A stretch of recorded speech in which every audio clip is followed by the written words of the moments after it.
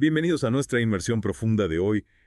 Prepárense, porque nos vamos a entrar en el año 1844. Un año fascinante. Sí, un año que no solo marca un punto de la historia, sino que también representa una verdadera encrucijada de ideas. Ideas que resonaron a lo largo de los siglos. Exactamente, vamos a explorar un artículo de la revista Diálogo. Que explora este tema en profundidad. Y van a ver cómo ideas aparentemente dispares, como el nacimiento del adventismo, el auge del marxismo. La intrigante teoría del rapto secreto. E incluso el trabajo revolucionario de Darwin sobre la evolución se entrelazaron en este punto crucial de la historia. Exacto. Y a medida que profundicemos en estas ideas, les prometo que descubrirán algunas conexiones sorprendentes. Conexiones que los harán reflexionar sobre cómo estos eventos del pasado siguen influyendo en nuestro mundo actual. Totalmente.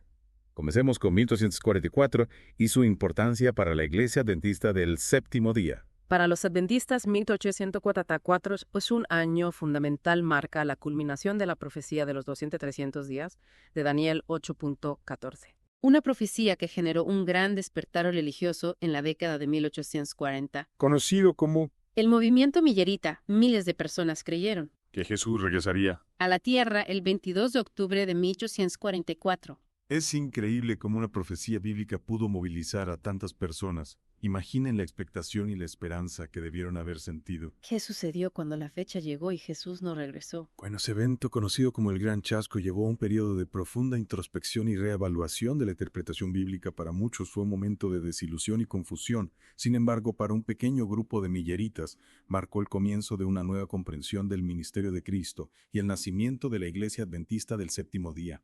Entiendo que de la decepción surgió una nueva interpretación de la profecía. ¿Podrías contarnos un poco más sobre eso? Claro que sí, del Gran Chasco nació la comprensión del santuario celestial y el juicio investigador. Según esta interpretación, Cristo, en lugar de regresar a la tierra en 1844, entró en el lugar santísimo del santuario celestial para iniciar la hora de juicio, un proceso de examen de los registros de la vida de cada persona para determinar quiénes son dignos de la vida eterna. Es un concepto bastante complejo, pero sin duda fascinante. ¿Cómo encaja esta idea en el panorama más amplio de lo que estaba sucediendo en el mundo en ese momento? Esa es una excelente pregunta. Lo interesante es que 1844 no solo fue un año crucial para el desarrollo del adventismo, sino que también presenció el surgimiento de otras ideas que desafiaron las normas existentes y moldearon el curso de la historia. Por ejemplo, ese mismo año, Karl Marx y Friedrich Engels, los padres del marxismo, consolidaron su asociación en París. ¡Qué coincidencia! Por un lado tenemos el nacimiento de una fe centrada en el regreso inminente de Cristo, y por otro lado el surgimiento de una ideología que buscaba abolir la religión por completo. Precisamente, y aquí es donde las cosas se ponen aún más interesantes. Marx y Engels no solo querían eliminar la religión, su objetivo era crear una utopía sin clases, una sociedad comunista donde la propiedad privada sería abolida y los medios de producción estarían en manos del pueblo. Es un contraste asombroso, ¿no? Un movimiento enfocado en la preparación para un futuro celestial y otro que buscaba construir un paraíso terrenal aquí y ahora. Y la cosa no termina ahí. Alrededor de 1844, John Nelson Darby, un predicador en Europa, comenzó a popularizar la teoría del dispensacionalismo, que incluye la idea de un rapto secreto. Un rapto secreto. Me suena familiar, pero no estoy seguro de entenderlo completamente. En esencia, esta teoría propone que Cristo regresará en secreto para llevarse a los creyentes al cielo, dejando atrás a los no creyentes para enfrentar la tribulación. Incluso más intrigante es la noción de una segunda oportunidad para la salvación de aquellos que quedan atrás. Es una perspectiva fascinante sin duda. ¿Cómo se compara esta idea con la creencia adventista del segundo advenimiento? Bueno, para empezar, la idea de un rapto secreto y múltiples oportunidades de salvación contradice directamente la visión bíblica de una segunda venida, única, visible y gloriosas, sin segundas oportunidades. La Biblia es clara en que después de la muerte viene el juicio, no otra oportunidad de salvación. Entiendo entonces, mientras que los adventistas se estaban preparando para el regreso de Cristo en 1844, Darby estaba proponiendo una teoría completamente diferente sobre el fin de los tiempos. Es fascinante ver cómo diferentes interpretaciones bíblicas pueden llevar a conclusiones tan divergentes. Y todavía a mí, como si el marxismo y las teorías del rapto secreto no fueran suficientes.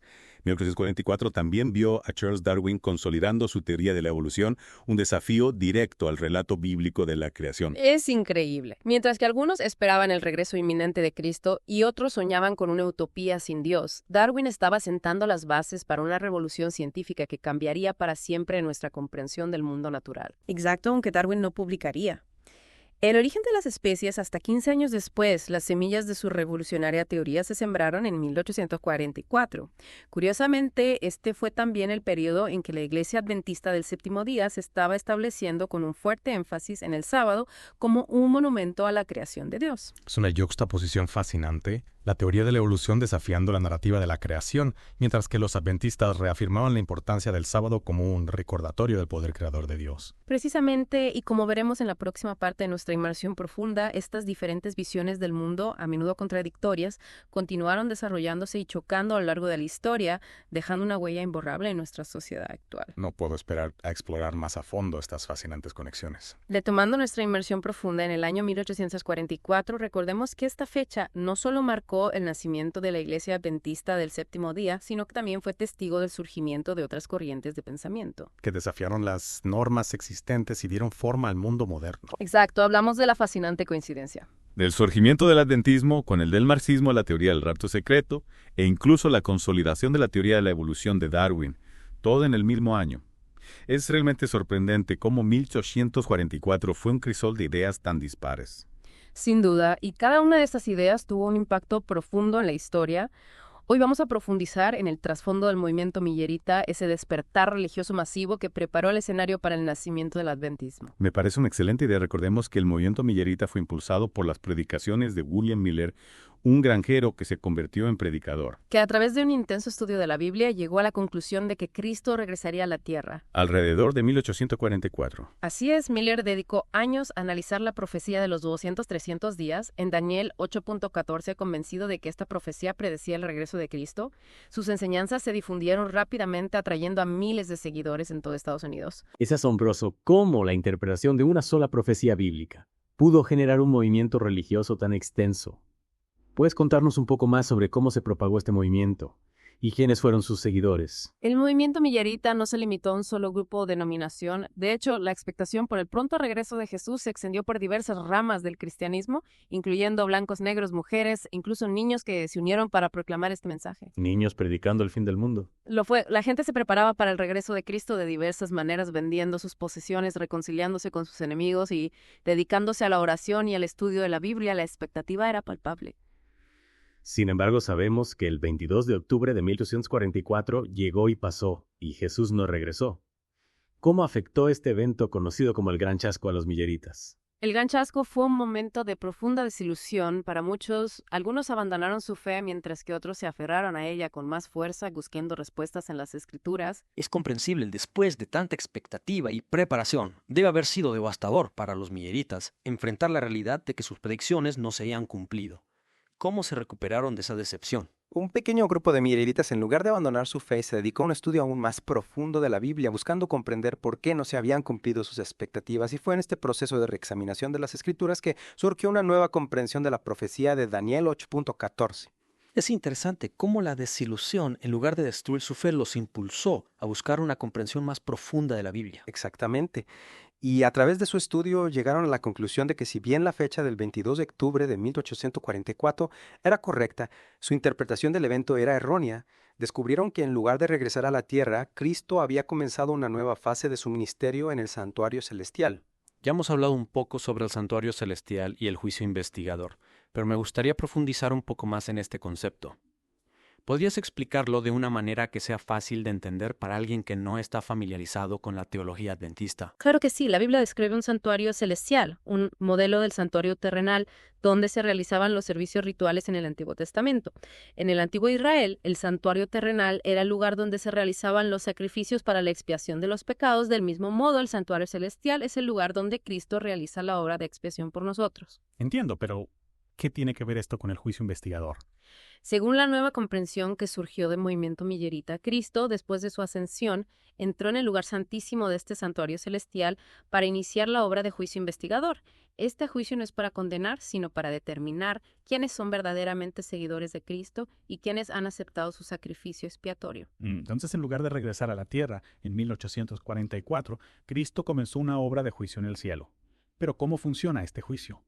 Examina a Dios cada detalle de nuestra vida. El juicio investigador se basa en el principio de justicia, y la misericordia de Dios no se trata de un examen minucioso de cada error o pecado, sino de una evaluación de nuestro corazón, nuestra relación con Cristo y nuestra disposición a seguirlo. Es un concepto complejo pero fascinante. ¿Cómo se compara esta idea con la doctrina tradicional del juicio final? En la doctrina tradicional, el juicio final ocurre después de la muerte, cuando cada persona es juzgada por sus acciones.